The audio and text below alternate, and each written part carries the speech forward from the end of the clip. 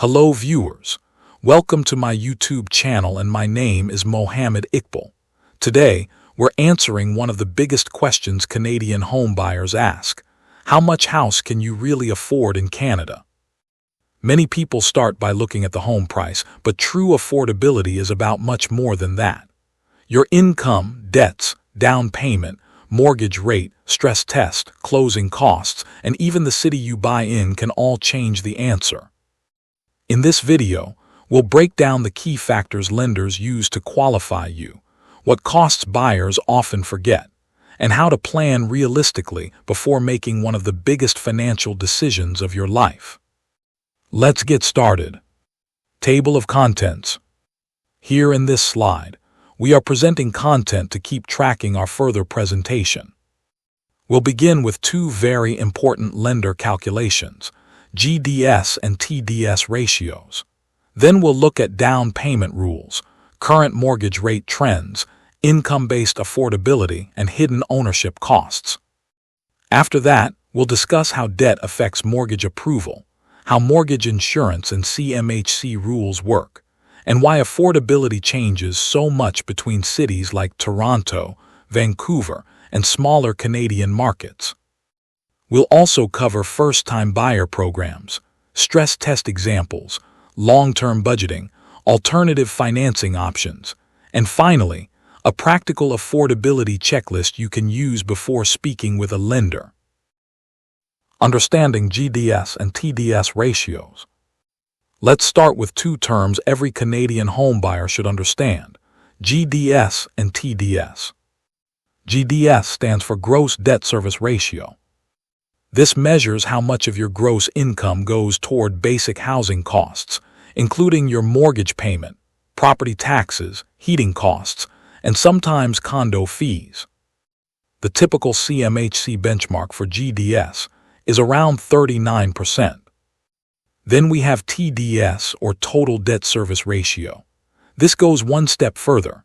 It includes your housing costs plus your other monthly debts, such as car loans, credit card payments, student loans, and lines of credit. The standard CMHC benchmark for TDS is around 44%. But here's the important part.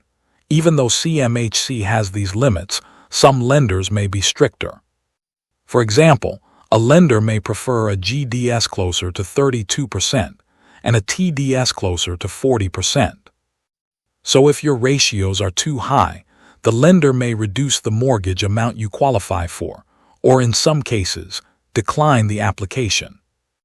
In simple terms, your income matters, but your debt and monthly obligations matter just as much. Down payment requirements. Now let's talk about down payments in Canada. The minimum down payment depends on the purchase price of the home. For homes priced under $500,000, the minimum down payment is 5%. For homes between $500,000 and $999,999, the rule is 5% on the first $500,000 and 10% on the remaining amount. For homes priced at $1 million or more, you need at least 20% down. This is where the difference between a conventional mortgage and an insured mortgage comes in. A conventional mortgage means you're putting down 20% or more. The big advantage is that you avoid mortgage default insurance. An insured mortgage applies when your down payment is less than 20%. In that case, mortgage default insurance is required. This insurance protects the lender, not the borrower, but it allows buyers to enter the market with a smaller down payment. So when planning your purchase, don't just ask, "Can I afford the monthly payment?" Also ask, "How much down payment do I need, and will I have to pay mortgage insurance?" Current mortgage rate trends. Mortgage rates play a major role in affordability. On this slide, we're looking at approximate examples. Fixed rates around 3.9% and variable rates around 3.3%. A fixed-rate mortgage gives you stability. Your rate is locked in for the mortgage term, so your payments are predictable. A variable rate mortgage can start lower, but it changes with the market. If rates go down, you may benefit. But if rates rise, your payments or interest costs can increase. Mortgage rates are influenced by major banks, bond yields, Bank of Canada policy, competition among lenders, and overall economic conditions. And then we have the mortgage stress test. This is a major factor in Canada. Even if your actual mortgage rate is lower, lenders must test whether you can still afford the mortgage at a higher qualifying rate. That means your actual monthly payment may look affordable, but the stress test can reduce the maximum amount you qualify to borrow. Income and affordability calculations. A common quick estimate lenders and brokers sometimes use is an income multiplier. For example, if someone earns $70,000 per year, a rough estimate might be around 4 times their income, which gives an estimated mortgage amount of about $280,000. But this is only a starting point. The real calculation depends on your GDS and TDS ratios, your debts, your credit profile, your down payment, your property taxes, heating costs, and the mortgage rate used for qualification. Lenders also look closely at the type and stability of your income. If you're a salaried employee with consistent income, that is generally easier to assess. But if your income is variable, commission-based, self-employed, or includes bonuses, lenders often want to see a 2-year history to calculate a reliable average. So remember, income is important, but consistency and documentation are just as important when applying for a mortgage. Hidden homeownership costs. One of the biggest mistakes buyers make is focusing only on the purchase price and mortgage payment. But homeownership comes with many hidden costs. First, there are one-time closing costs. You may have to pay land transfer tax, depending on your province or city. This can be a significant amount, especially in higher-priced markets. You'll also need to budget for legal fees, title-related costs, and possibly a home inspection. A home inspection is especially important because it can reveal issues with the roof, foundation, electrical system, plumbing, or other major components before you finalize the purchase. Then there are recurring costs.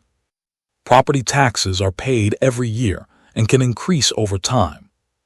Utilities like electricity, gas, water, and internet add to your monthly budget. And then there's maintenance and repairs. A good rule of thumb is to budget around 1 to 3% of the home's value per year for upkeep and unexpected repairs. So the true question is not just, can I buy the house? The better question is, can I comfortably own and maintain the house? Debt impact on mortgage eligibility. Debt can have a major impact on mortgage approval. Lenders calculate your total debt service ratio, which includes your proposed mortgage payment, property taxes, heating costs, and all other debts. Common debts include car loans, credit card balances, student loans, personal loans, and lines of credit. Even if you have a strong income, high monthly debt payments can reduce your borrowing power. Lenders usually prefer your TDS to be in a comfortable range, often around 36 to 40%. CMHC's maximum benchmark is around 44%, but if your ratio is too close to the limit, lenders may become cautious. If your debt is too high, there are strategies to improve your position. You can pay down high-interest consumer debt before applying. You can consolidate debts into a lower-rate loan, if appropriate. You can reduce credit card balances and avoid taking on new car loans or financing before your mortgage application. The key point is this: before buying a home, your debt profile should be as clean and manageable as possible. Mortgage insurance and CMHC rules. In Canada, mortgage default insurance is mandatory when your down payment is less than 20%. This insurance is often associated with CMHC, but there are also other mortgage insurers in Canada. The purpose of the insurance is to protect the lender if the borrower defaults. The down payment rules are based on the property price. For homes up to $500,000, the minimum down payment is 5%. For homes between $500,001 and $999,999, you need 5% on the first $500,000 and 10% on the remaining amount. For homes at $1 million or more, a minimum 20% down payment is required, and mortgage insurance is generally not available. Mortgage insurance premiums are calculated as a percentage of the mortgage amount. The smaller your down payment, the higher your loan-to-value ratio, and usually the higher the insurance premium. So while buying with less than 20% down can help you enter the market sooner, it can also increase your overall borrowing cost. Regional price variations. Affordability in Canada depends heavily on location. A buyer in Vancouver or Toronto may face very different home prices compared to someone buying in the Prairie Provinces, Atlantic Canada, or a smaller town. Major urban centers often have premium pricing because of high demand, limited supply, employment opportunities, and population growth. In contrast, rural and suburban markets may offer more space, lower cost per square foot, and better entry points for first-time buyers. But there are trade-offs. A lower-priced area may come with longer commute times, fewer job opportunities, or different lifestyle considerations. So when planning your home purchase, don't only ask, "What can I afford in Canada?" Ask, "What can I afford in the specific city, neighborhood, or region where I want to live?" Location can completely change your budget. First-time buyer programs. If you're a first-time home buyer, there may be programs that can help reduce your upfront costs. One example is the Home Buyers Plan, which allows eligible buyers to withdraw funds from their RRSP to use toward a down payment. The amount and rules can change, so always verify the current limit before making a plan. The withdrawn funds must be repaid to your RRSP over time. There is also the First-Time Home Buyers Tax Credit, which provides tax relief for eligible buyers. On top of that, some provinces and municipalities offer additional support. This may include land transfer tax rebates, grants, or other local incentives. For example, Ontario, British Columbia, and Quebec may have different programs and eligibility rules. The key takeaway is this: before buying, research both federal and provincial programs. These incentives may not solve affordability completely, but they can reduce some of the upfront financial pressure. Stress test scenarios. Now let's look at a simple stress test example.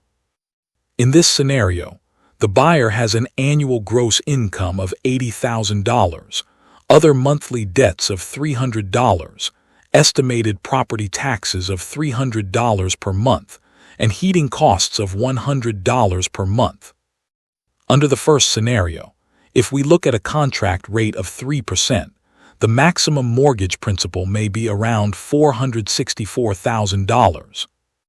But under the stress test scenario, the borrower must qualify at a higher rate, in this example 5%.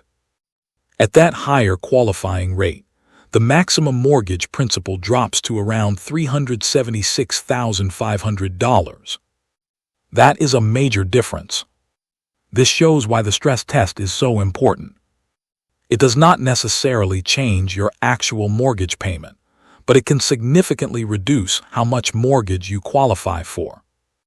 So when you're shopping for homes, always base your budget on your qualified amount, not just your ideal monthly payment. Long-term budget planning.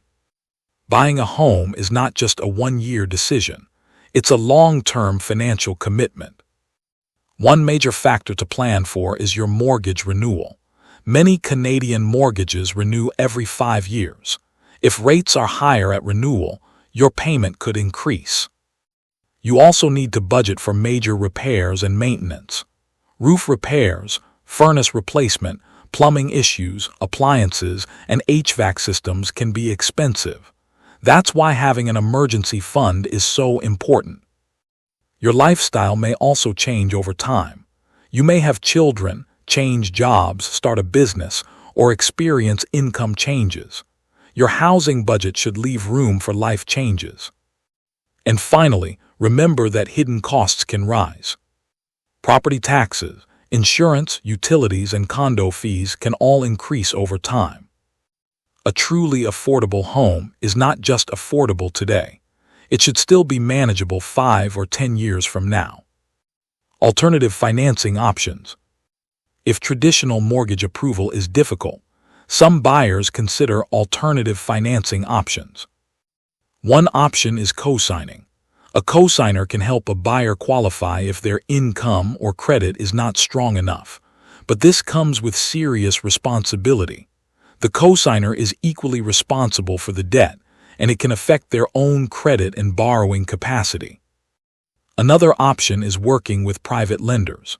Private lenders may have more flexible approval criteria, especially for borrowers who don't qualify with major banks.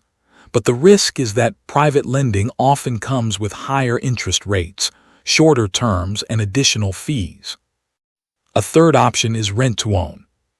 This can give buyers time to improve credit or build a down payment while living in the home. But rent-to-own agreements can be complex, and buyers may lose fees or deposits if they cannot complete the purchase. Alternative financing can be useful in some cases, but it should be approached carefully. Always get professional advice before signing any agreement. Interactive affordability checklist. Let's finish with a practical affordability checklist. First, calculate your GDS and TDS ratios. For better approval odds, aim to keep your housing costs and total debts comfortably below the lender's maximum limits. Second, plan your down payment. The minimum may start at 5%, but reaching 20% can help you avoid mortgage default insurance. Third, get pre-approved. A pre-approval helps you understand your price range, estimate your payments, and potentially lock in a rate for a limited time. Fourth, budget for hidden costs. This includes closing costs, legal fees, land transfer tax, home inspection, property taxes, utilities, insurance, and maintenance. The goal is not to buy the maximum house the bank allows. The goal is to buy a home that supports your lifestyle without creating financial stress. So, how much house can you really afford in Canada? The answer depends on more than your income. It depends on your debt, down payment, mortgage rate, stress test qualification, location, closing costs, and long-term budget. Before you start making offers, take time to calculate your real affordability and speak with a qualified mortgage professional. If you found this video helpful, make sure to like, subscribe, and share it with someone planning to buy a home in Canada. And if you want help understanding your mortgage options, visit at my website mortgagemax.ca or reach out for a personalized affordability review. Thanks for watching, and I'll see you in the next video.